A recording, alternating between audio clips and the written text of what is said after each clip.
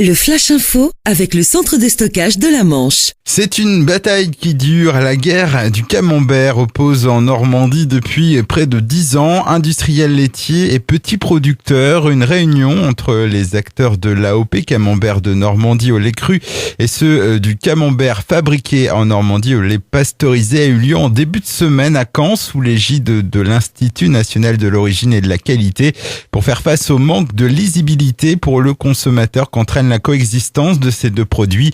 À la suite de cette réunion, un groupe restreint a été créé, composé d'acteurs des deux productions. Il devra proposer une piste de résolution pour le début d'année prochaine.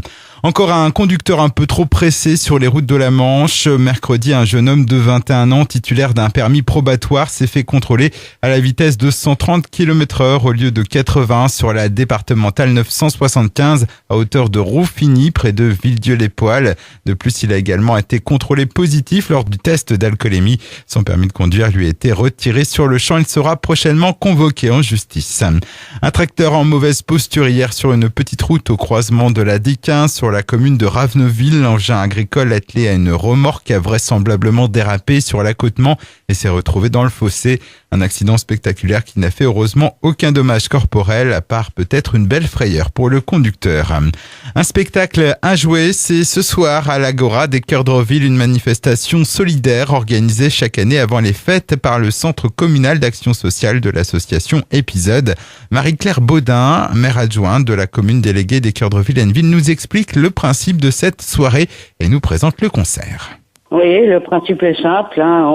Pour pouvoir rentrer au concert, il faut amener un jouet neuf. Ce type de jouet, c'est pour des enfants de 0 à 12 ans.